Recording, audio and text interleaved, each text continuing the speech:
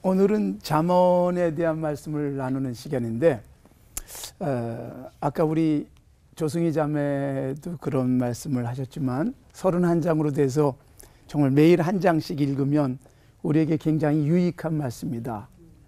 그런 생각을 합니다. 그런데 잠언이 꼭 성경에 나오는 것만은 아니거든요. 제가 우리 집 엘리베이터를 타고 올라가는 중에 엘리베이터에 요새는 뭐 이 화면에 여러 가지 상품 광고도 하고 또 좋은 글귀도 있는데 이런 글귀가 있었어요. 남이 알기를 원하지 않는 행동은 하지 마라. 그리고 남이 듣기를 원하지 않는 말은 하지 마라. 근데 굉장히 감동이 됐습니다. 이런 게 바로 잠언이지요. 꼭 성경에만 나오는 건 아니란 말이죠. 예. 수많은 잠언들이 있어요. 성경 외에도. 그런데 우리가 솔로몬의 잠언이라고 흔히 부르는 이 잠언서를 묵상하면서는 세상과 다른 게 하나님의 감동으로 된, 그래서 하나님을 경외하는 사람이 찾아낸 잠언들이 기록된 책이다. 그래서 이걸 읽으면 우리도 지혜로워지리라고 생각을 합니다. 솔로몬은 여기 잠언에 나와 있는 말씀뿐만 아니라 그 열왕기 상에 보면 3000가지의 잠언을 말했다. 그리고 노래도 1005편이나 썼다. 그렇게 돼 있어요. 그 아버지의 그 아들 같아요. 아버지 다윗이 시인이잖아요. 네. 그리고 음악가고 뭐 양을 치면서 수많은 영감을 받아서 시를 쓰고 거기다 곡을 붙이면서 노래를 했던 것인데 그 아들 솔로몬도 그 재능을 물려받은 것 같습니다. 그래서 많은 잠언을 정리를 해냈고 그리고 노래를 가사를 쓴 거죠. 예.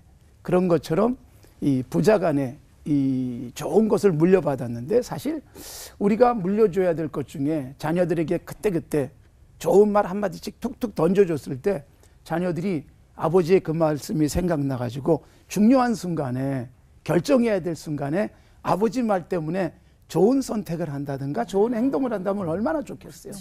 저는 그런 것들이 잠언이라고 생각을 합니다. 근데 이 솔로몬의 잠언 속에 제가 오늘 여러분들과 함께 나누고 싶은 것은 너무 많은 지혜의 말씀들이 있는데 이거 하나 꽉 꼬집어서 말씀드리기가 좀 버거워서 제가 문학적으로 좀 이렇게 읽어봤어요. 그러면서 찾아낸 게 접속사예요. 그리하면이라는 접속사. 이게 19번 나옵니다. 한번 세어보시기 바랍니다.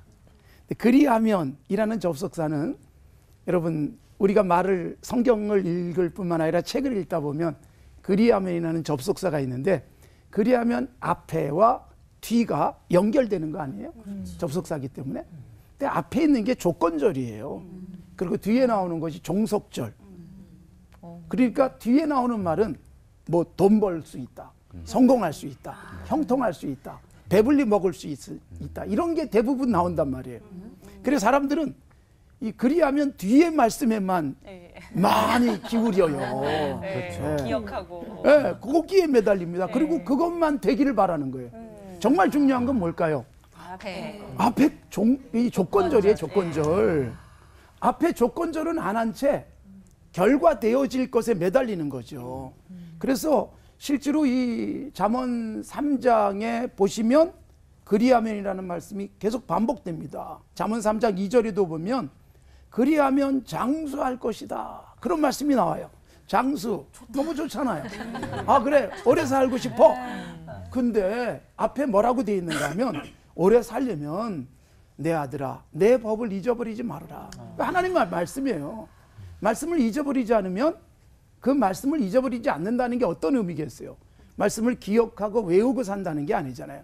말씀대로 살면 내가 편안해지는 거예요. 마음이 편안하면 몸도 건강해요. 그러면 뭐 오래 사는 건 그냥 뒤따라오는 거죠. 그러니까 결과되어지는 것 거기에 너무 매달릴 게 아니라 무엇을 위해서 살 것인가?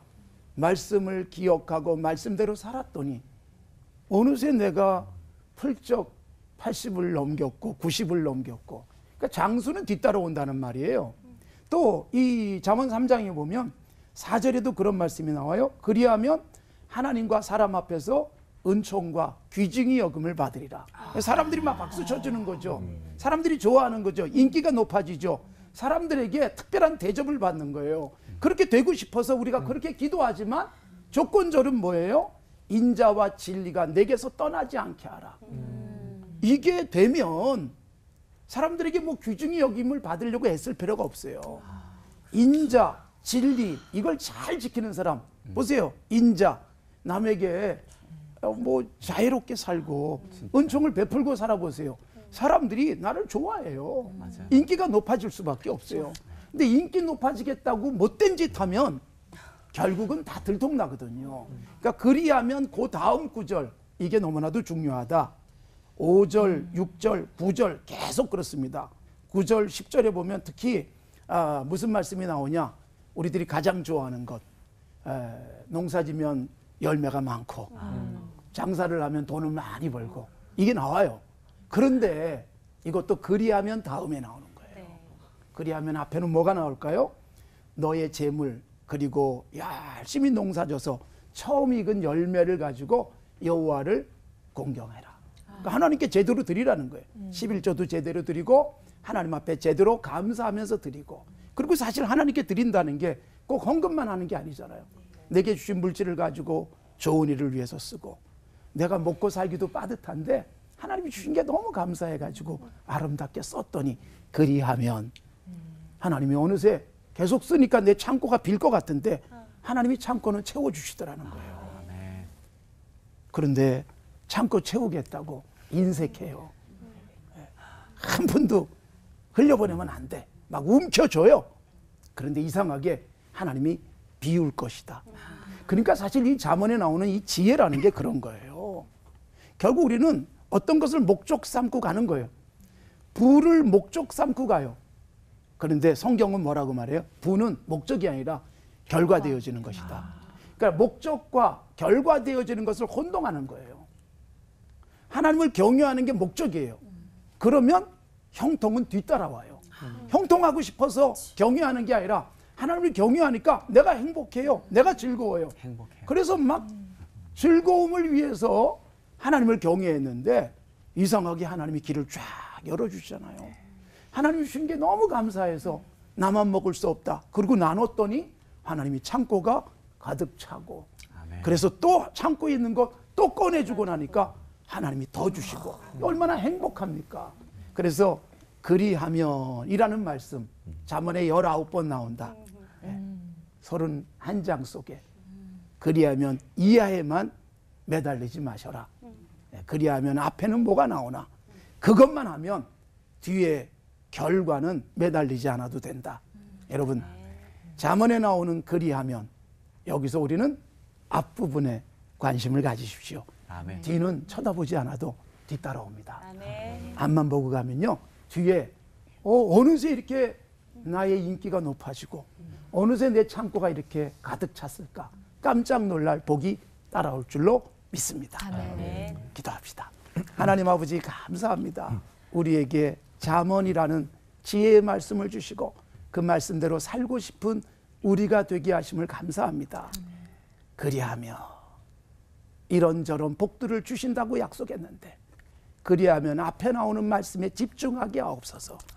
그렇게 살았더니 어느새 결과되어지는 평안함, 기쁨, 풍요함 누리면서 더 하나님을 경외하고 더 아름답고 착한 삶을 갖고 가는 우리 모두가 되게 하옵소서. 아멘. 예수님의 이름으로 기도드리옵나이다. 아멘. 아멘.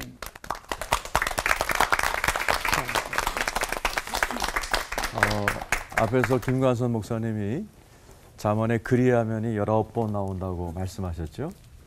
그리하면 전 딴 얘기 해야 되겠죠. 설마. 성경에는 잠언에는 지혜로운 자와 미련한 자를 비교하는 그것이 수백 번 반복됩니다. 예를 들어 지혜로운 자가 가정 문제도 지혜로운 자와 미련한 자는 지혜가 있느냐 없느냐에 따라서 천양지차의 결과를 낳습니다. 잠언 9장 1절에 보면 지혜로운 여자는 집을 세우고 미련한 여자는 집을 망친다. 돈 문제도 마찬가지죠. 잠언 14장 24절에 보면 지혜로운 자의 재물은 면류관이요 미련한 자의 소유는 다만 미련한 것이다. 그러니까 돈이 똑같이 있어도 지혜로운 자는 그게 면류관이 돼서 하나님 앞에 갔을 때 면류관의 상급을 받습니다.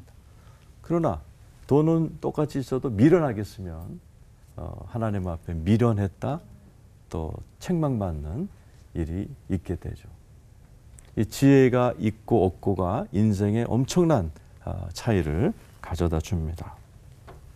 그래서 성경은 우리에게 지혜의 소리를 들어라, 미련한 자의 소리를 듣지 말라, 이것을 반복해서 강조하고 있습니다. 성경에서 지혜가 제일 먼저 필요했던 직업이 나옵니다. 궁금하시죠? 네. 개그맨 아니죠? 개그맨. 디자이너입니다. 잠언 28장 3절에 지혜의 영이 처음 나오는데 하나님께서 아론의 옷을 만들도록 디자이너들에게 지혜의 영을 부어줍니다. 두 번째는 엔지니어들입니다. 창세기 출애굽기 31장 3절에 부살렐에게 지혜의 영을 부어주셔서 공교한 일, 또 모든 기구를 만드는 일을 연구하도록 만들어 주시죠. 지혜는 모든 직업, 모든 연령, 인생에 있어서 꼭 필요한 것이고 잠언은 그것을 강조하죠. 지혜 어떻게 봤습니까? 성경에서는 지혜는 여호와를 경외할 때 하나님이 우리에게 부어준다고 말씀하십니다. 이 경외란 말은 다른 말로 잠언 11장 2절에는 겸손한 자에게 지혜를 주신다 그랬습니다. 하나님의 그 측량할 길이 없는 그 지혜를 깨닫고 겸손히 나의 명철을 내려놓는 그런 자들에게 하나님께서 지혜를 주신다는 얘기죠.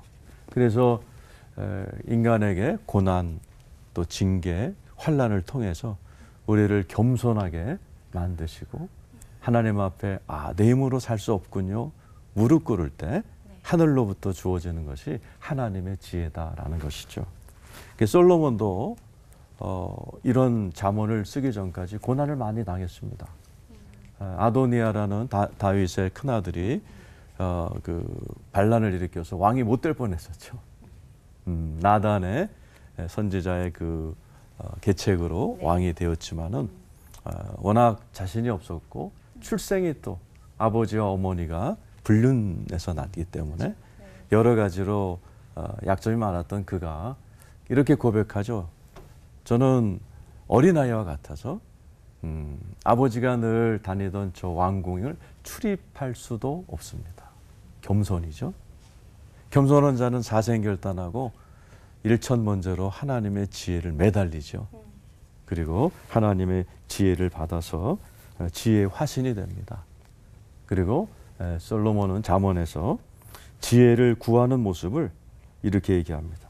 지혜의 귀를 기울이고 네 마음을 명철에 두고 은을 구하는 것 같이 감추인 보배를 찾는 것 같이 그것을 찾으면 대저 여호와께서 지혜를 주시며 지식과 명철을 그 입에 내시며 곧 지혜가 너의 마음에 들어갈 것이다. 절박했던 그 인생을 통해서 자기의 연약함을 깨달은 솔로몬이 간절하게 지혜를 구했던 모습이 나와 있습니다. 그래서 솔로몬에게는 엄청난 지혜가 임했고 그것을 전 세계 사람들이 구경하러 선물을 들고 왔지요.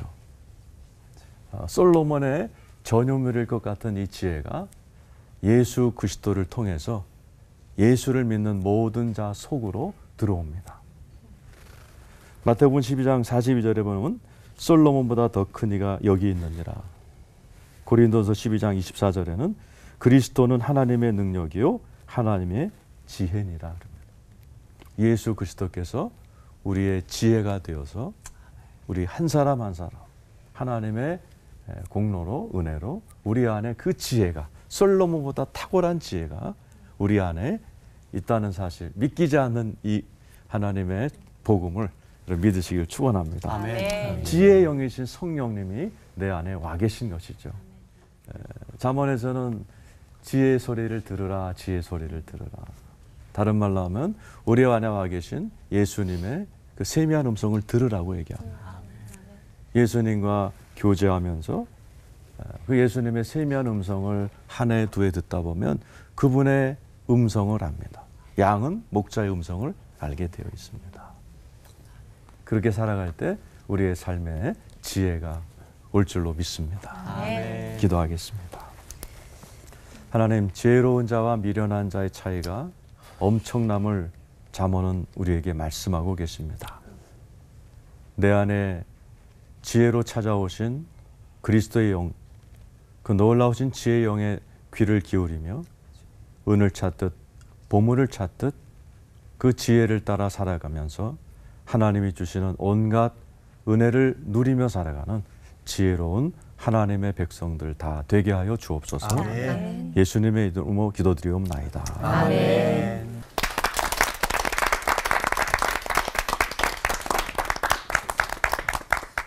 잠언의 큰 주제는 하나님을 경외하라. 이게 이제 잠언의 제일 커다란 주제입니다.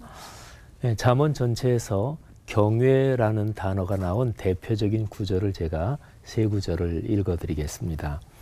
첫 번째가 잠언 1장 7절인데요. 1장 7절은 잠언의 서론이 나오고 그 다음에 가르침이 시작되는 제일 첫 번째 절이 1장 7절이에요. 그리고 보통 성경을 연구하는 분들이 잠언 31개장 전체의 요절 그러면 1장 7절을 얘기하죠. 여호와를 경외하는 것이 지식의 근본이거늘 미련한 자는 지혜와 훈계를 멸시하느니라. 그리고 이제 잠언 22장 4절입니다. 경외라는 단어가 들어가는 것을 제가 읽어드리는 거니까 그 단어에 주목을 하십시오. 겸손과 여호와를 경외함의 보상은 재물과 영광과 생명이니라. 자, 그 다음에 마지막 잠언 맨 마지막 31장 30절입니다. 고운 것도 거짓되고 아름다운 것도 헛되나 오직 여호와를 경외하는 여자는 칭찬을 받을 것이라. 아멘. 자, 여호와를 경외한다. 이거는 잠언의 주제이기도 하지만 사실은 구약 성경 전체의 명확한 주제입니다. 이게 이제 신약 성경으로 내려오면 뭐 구약에도 하나님을 사랑하라 이런 단어가 없는 건 아니에요. 근데 이제 전체적인 분위기로 보면 신약으로 내려오면 하나님을 사랑한다. 이게 좀 더 주선율이 됩니다. 근데 구약 전체에서는 여호와를 경외하라 그런 거죠. 그런데 이제 여호와를 경외하라 이거하고 연결된 것이 있습니다. 제가 오늘 설교를 준비하면서 김관선 목사님하고 미리 짠 거 아니에요. 근데 지금 비슷한 얘기가 지금 될 거니까 지금 미리 안 짰습니다. 근데 여호와를 경외하는 거하고 이 땅에서 우리가 사는 게 연결이 되어 있습니다. 이게 잠언 전체의 큰 틀입니다. 여호와를 경외한다. 그러면 이 땅에서 사는데 우리가 복을 받는다. 저는 잠언을 그렇게 읽었습니다. 이거를 다른 말로 표현하면 하늘과 땅의 만남, 이게 잠언의 주제다 그런 거죠. 자, 대표적으로요, 하늘과 땅의 만남이 대표적으로 잘 나오는 게 잠언 3장 1절부터 10절입니다. 아까 김관순 목사님이 하신 말씀이에요. 잠언 3장 1절부터 10절은 두 절씩 짝입니다. 아까 우리 김 목사님께서 그러므로라는 단어가 이렇게 연결되어 있는 것을 말씀해 주셨는데, 자, 1절, 2절, 3절, 4절 이렇게 두 절씩, 그러면 5개잖아요. 근데 이 5개는 전부 다 내용이 앞부분은 하나님을 경외한다, 진리를 따른다, 말하자면 하나님 경외, 그러니까 하늘을 향한 우러름을 얘기하고 있습니다. 그리고 뒷부분은 이 땅에서 우리가 살아가는데 아주 실제적인 축복을 얘기하고 있습니다. 추상적이지 않습니다. 애매하지 않고요. 그리고 보통 이제 우리 같은 목사들이요, 성도들에게 기복신앙을 경계하는 이야기를 하기도 합니다. 그런데 성경은 아주 명확하게 구체적인 얘기를 하거든요. 한번 들어보세요. 잠언 3장 1절, 내 아들아 나의 법을 잊어보지 말고 내 마음으로 나의 명령을 지켜라. 법, 명령, 하나님의 말씀이잖아요. 근데 2절에 그리하면 오래 산다. 장수하는 게 얼마나 실제적인 축복이에요. 3절 인자와 진리를 내게서 떠나지 말게 하라. 마음판에 새겨라. 그 다음에 4절은 너 인정받는다. 하나님과 사람 앞에서 인정받는다. 그리고 5절 마음을 다해 여호와를 신뢰해라. 그리고 6절에 보니까 내 길을 지도하신다. 이거는 구체적으로 살아가는 삶에 좋은 솔루션을 주신다. 이렇게 해석할 수 있는 구절이에요. 7절 지혜롭게 여기지 말고 여호와를 경외하라.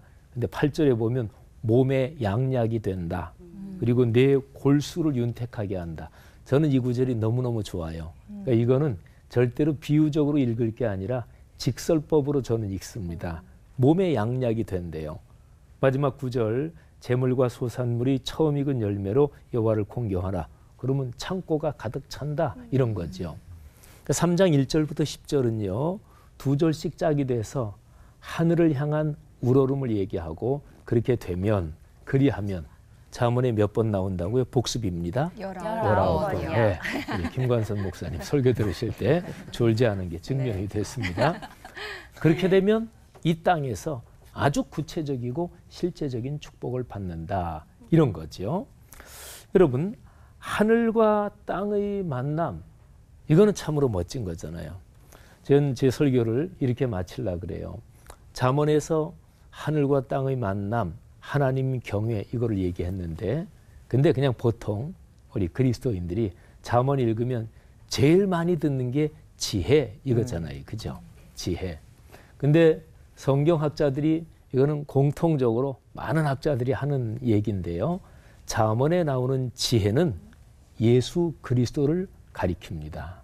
그러니까 지혜, 그거를 위해서 모든 것을 다 투자해라.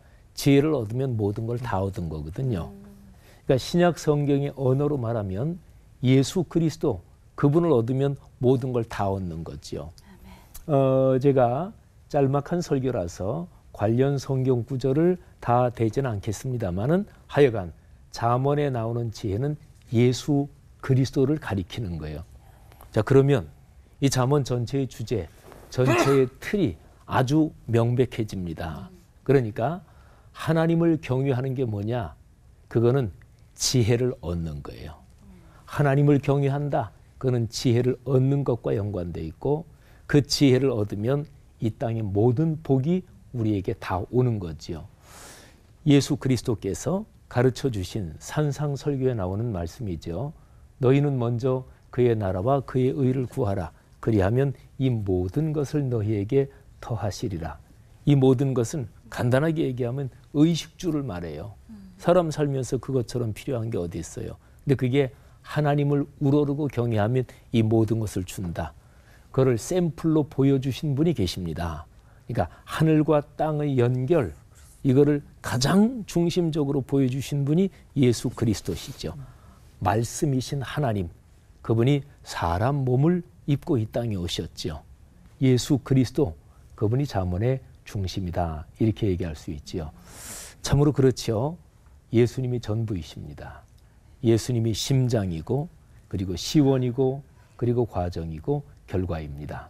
예수 그리스도, 나의 주님을 잠언을 묵상할 때마다 꼭 기억하고, 아, 그분이 하늘과 땅을 이으셨지. 그리고 그분에게 모든 것이 다 있지. 이런 복이 우리 모두에게 넘치기를 바랍니다. 아멘. 기도하겠습니다. 하늘아버지, 은혜를 감사합니다. 하늘아버지께서 이 땅에 당신의 독생자 예수 그리스도를 보내셔서 끊어진 하늘과 땅을 이으셨습니다. 오래전에 잠언의 그 오묘한 말씀을 기록하셨고 오늘 저희가 묵상하게 하시니 감사합니다. 우리 모두 그런 복의 길을 걷게 하옵소서. 아멘. 예수님 이름으로 기도 올립니다. 아멘.